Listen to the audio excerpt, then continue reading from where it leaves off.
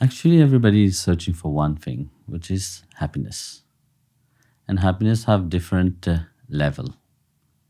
Some look for happiness into the material world. Some look at it in relationship. Some look for happiness in spirituality. So fundamentally, everybody is searching to be happy. And there were like different kind of happiness, different ways to be happy. Why does it seem to elude us so much? Why are so many people not happy? Because we want things too quick.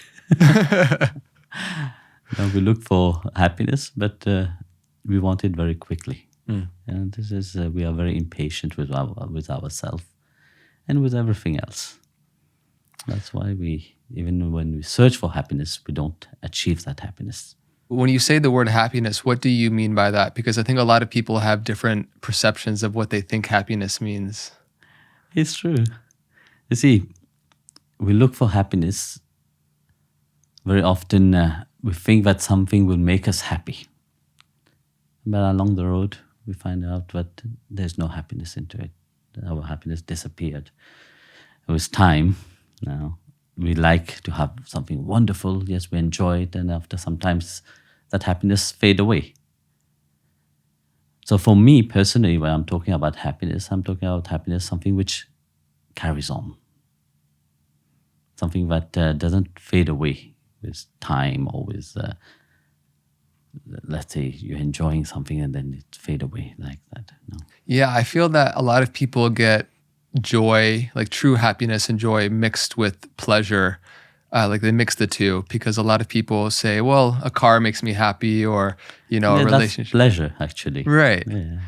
Yeah. So you're speaking to the deeper fundamental, there's like a fulfillment, there's like an impermanent. Satisfaction. You have that deep satisfaction. Because you see, we may do so many things, but yet there is a part of us which is still not satisfied. And that is when that which is not satisfied gets satisfied. That's what I call real happiness. Yeah, it feels there's a fundamental presupposition that we're trying to look for something infinite within the finite. Well, the infinite is also in the finite. They are not separate. Because very often when we, especially on the spiritual path, we try to find that infinite separate from the finite, which is they are not separate. Yeah. They are together. So what have you found as what really brings and unlocks that true, deep happiness which lasts? Where does one look for that in order for it to last?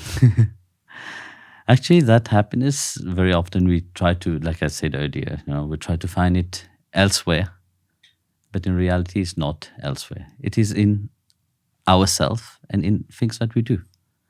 With which attitude we do things, that also bring that happiness out.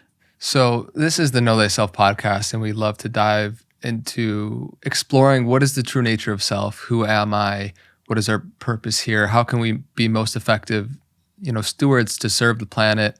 And I think it's very much in alignment with your mission of opening the hearts of humanity.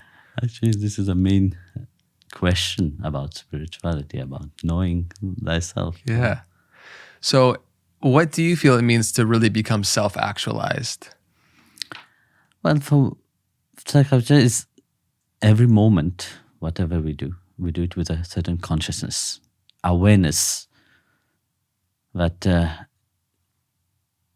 we are divine, firstly. And that divinity can be also spread in everything that we do. So when we realize that, because that's what brings, for me personally, what I'm talking about is, what brings that happiness is when we are connected with the source of everything. And that when you actualize it, and in your daily life itself, whatever you're doing, you do it with a certain awareness of, yes, that is also divine. Not separate.